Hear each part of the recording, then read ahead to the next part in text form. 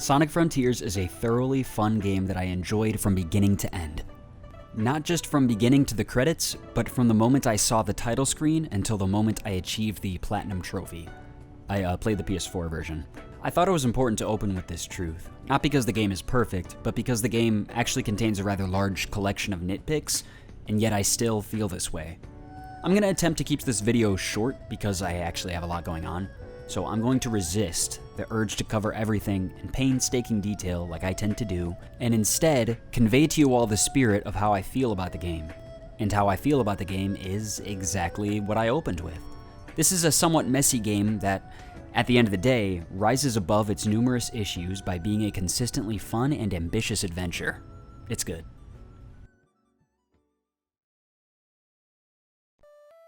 Now, I am not a middle-aged man that has been playing Sonic since the original Genesis games released in '91, nor am I a teenager that missed the classic '90s era of Sonic entirely. I am a 29-year-old man that got into Sonic as a little kid. I played the PC versions of Sonic 3 and Sonic & Knuckles and Sonic R, all at my cousin's house. So I played the classic games, but I was also young enough to readily accept Sonic's transition into 3D. Also worth noting that I grew up without cable television, meaning I was never really exposed to the Sonic cartoons. I did, however, rent this original anime film from my local video store several times. It's a cheesy one-off movie with a weird English dub, but I loved it. Renting this movie and playing Sonic Adventure 2 Battle around the same time was really what made me transition from a kid who played a few Sonic games into a massive Sonic fan. Throughout the 2000s, I played and enjoyed every Sonic game that came out that I could get my hands on. Some of them were hot garbage, like Sonic 06, although it was good enough for me to give one playthrough at the time, and then others like Shadow the Hedgehog were questionable, mediocre, maybe? But even as an adult, I stand by the fact that there's a lot more good than bad in that era of Sonic, although the variety and overall quality is kind of all over the place.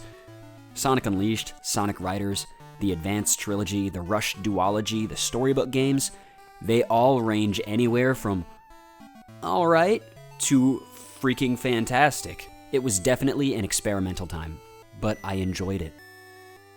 Then 2010 came along, and it came with Sonic Colors.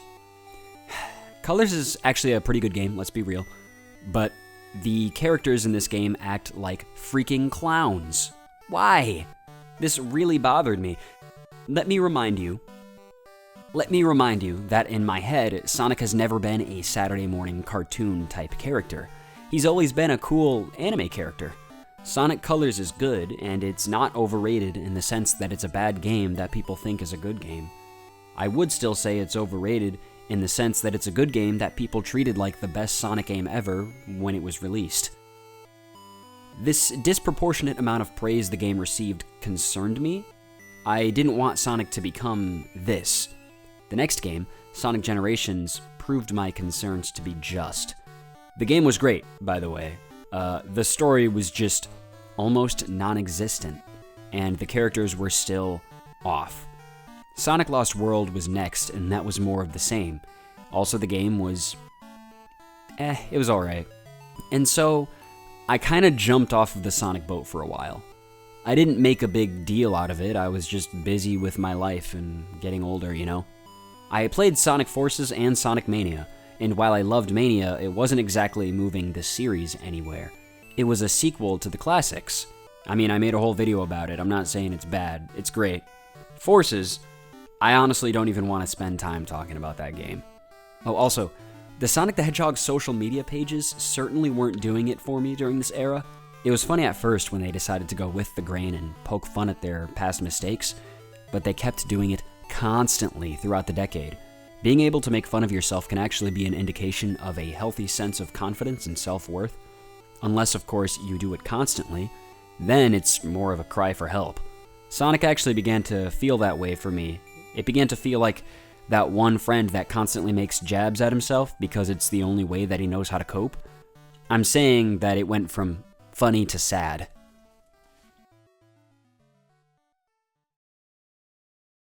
So I guess that was it. The Sonic series was kinda dead to me. The character I once loved was entirely different, and his games were sterile and lacked any sense of ambition. I knew that I was in a spot of, I'll always love the character in the games, the ones that I grew up with, and the ones that are unironically good, but yeah. I've seen a few viewers here on YouTube with views similar to mine talking, and interestingly enough, some of them don't seem to dig Frontiers. I want to make it clear that I'm not just eating this game up because it's giving me exactly what I want or anything. Sonic Frontiers doesn't exactly revive 2000s era Sonic per se, although it does strike a lot of the same beats. I'm getting a bit ahead of myself though. The game opens with this title screen.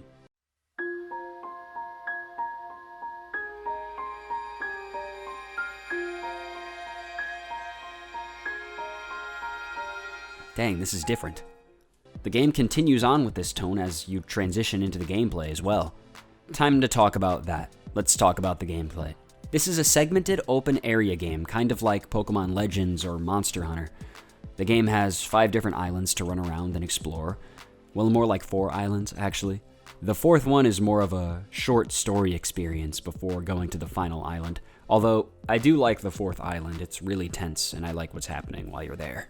You spend your time on these islands running around, interacting with certain parts of the islands to fill out your map. This is helpful for finding bosses and character tokens. You need character tokens to interact with and save your friends, who are trapped halfway between this dimension and cyberspace. You'll need to fight bosses around the islands to collect portal gears to access cyberspace yourself. Sonic is fast enough to run straight through cyberspace and collect keys.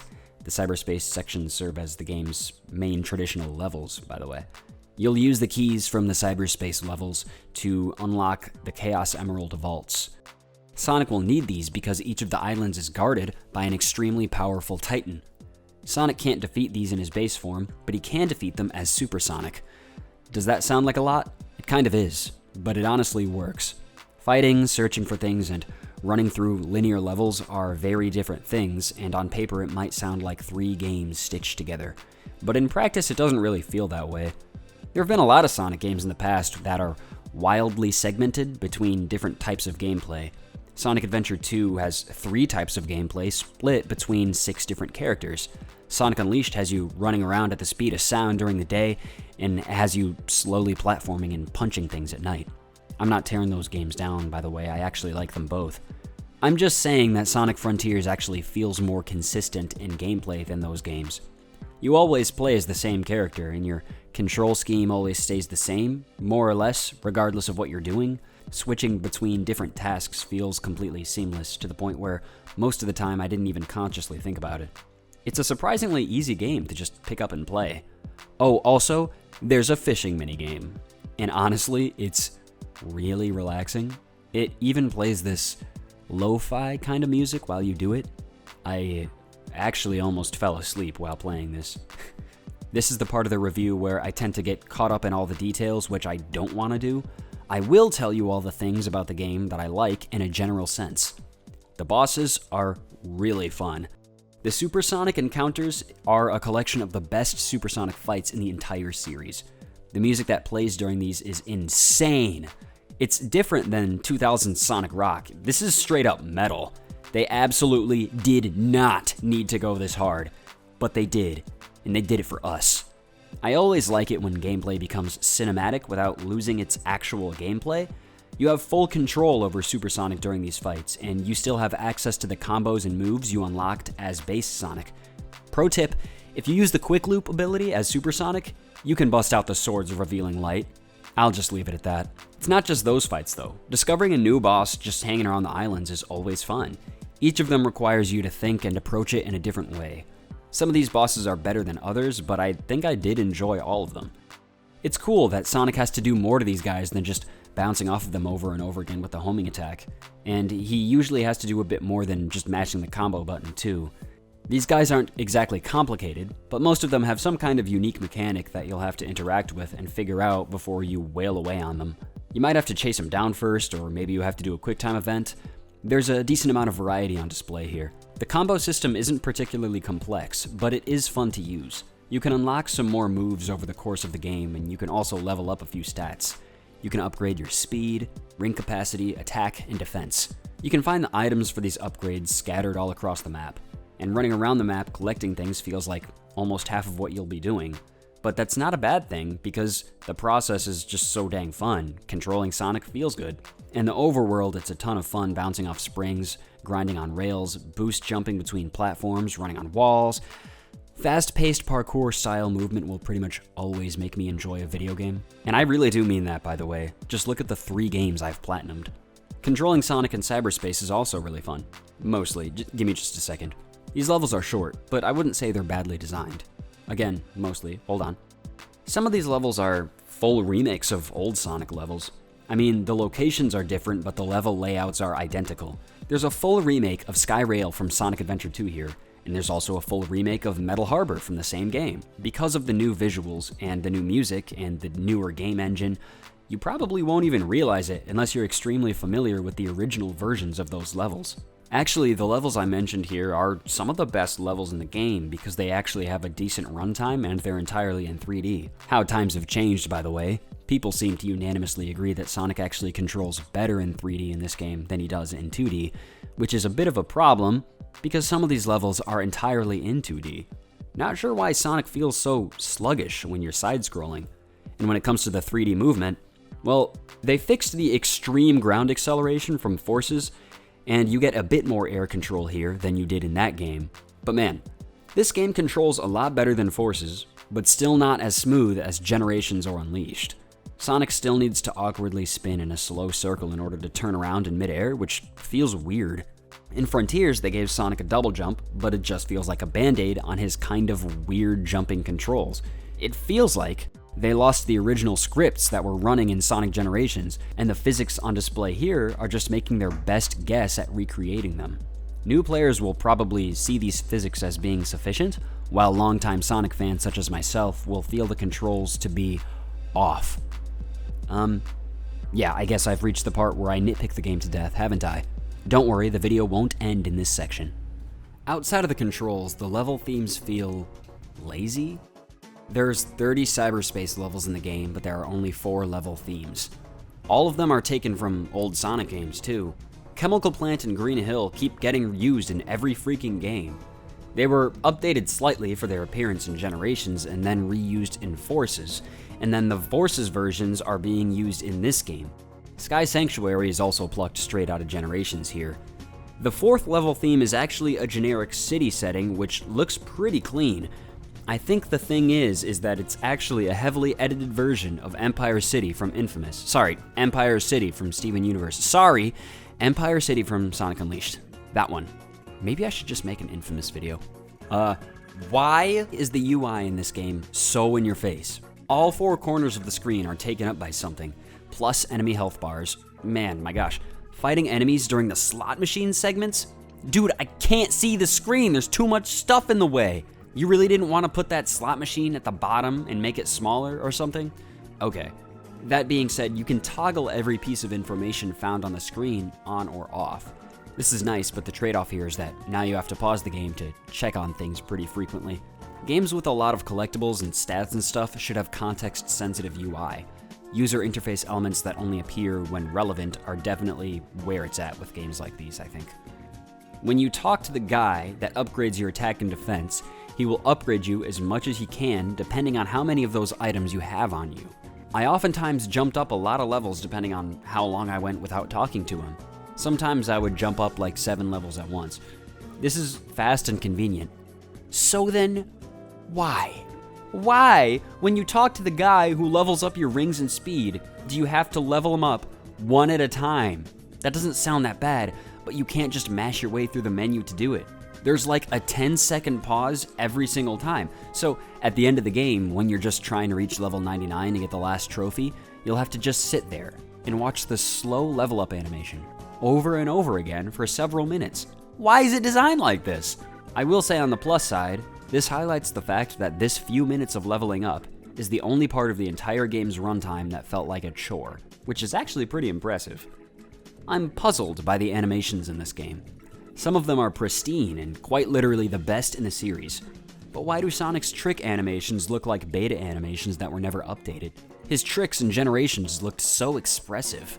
These animations in comparison look unfinished. Why is it when you run off flat surfaces, Sonic just runs in midair? What is that?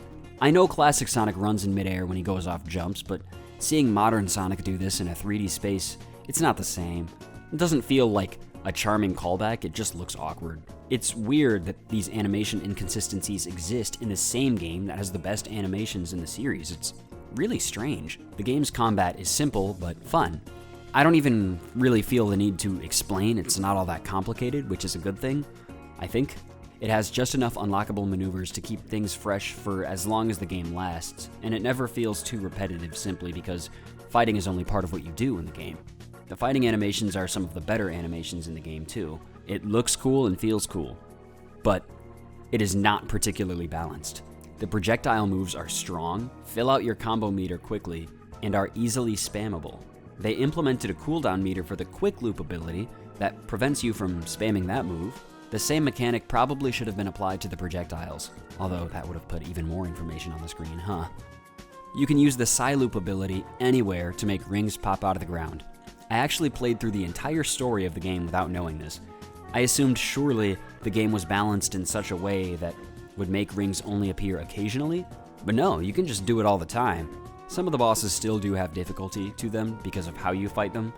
You can't use the Psy-Loop ability while chasing bosses, you can't use it on grind rails, and you can't use it in midair.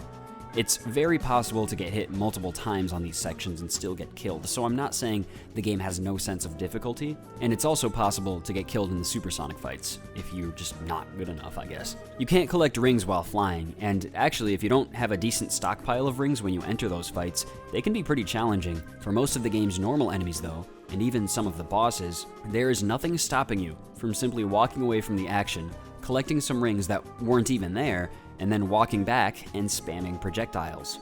And, yeah, seems kinda lame. I think those are my nitpicks. Let me give you my thoughts on the story and the overall package before I wrap things up in a nice little bow for you. The story here is good.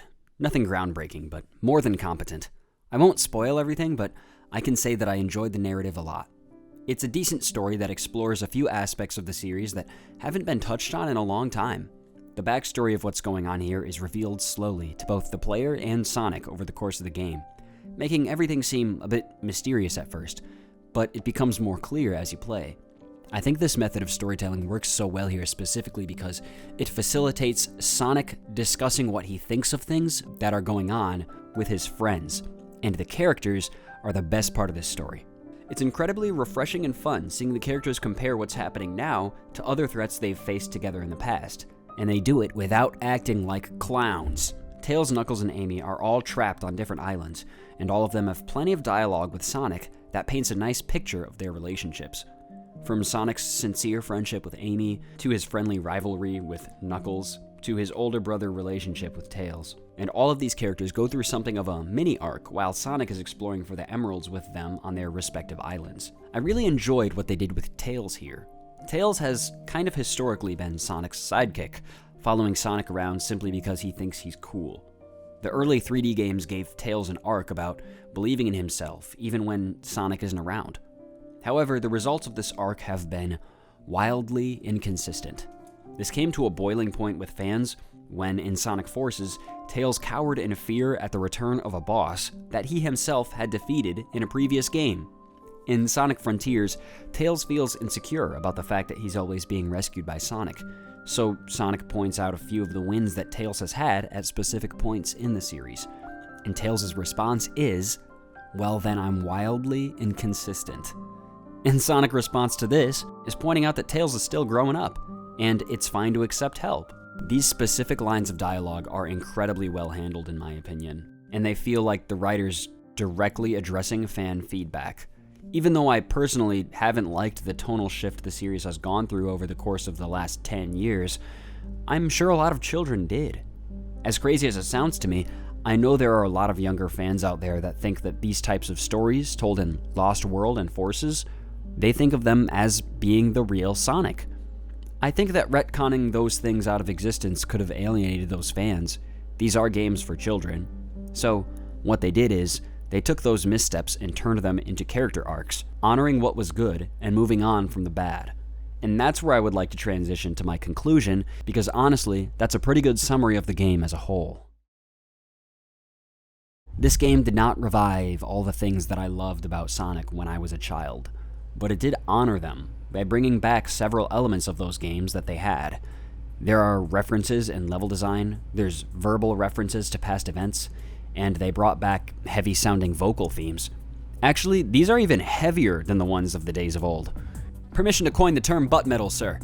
Permission granted.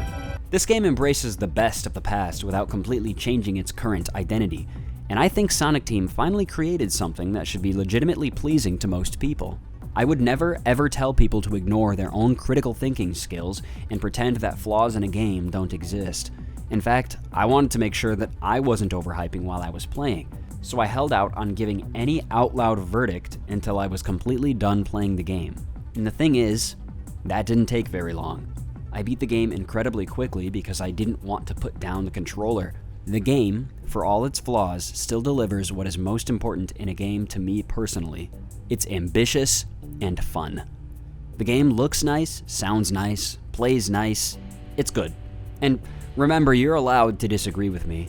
If you think the game is even better than I do, that's great. And if the numerous small issues added up for you and prevented you from enjoying it very much, I would understand that too. From my perspective, any game that can provide for me 27 straight hours of fun with little to no downtime is automatically a pretty good game. That's not a normal experience, not for me anyway. In that sense, I would say that Sonic Frontiers isn't just a good 3D Sonic game. I would say it's a good game. A good game that could very easily create an even better sequel by sanding down the rough spots. But hey, for those who made it this far into the video, thank you for your time.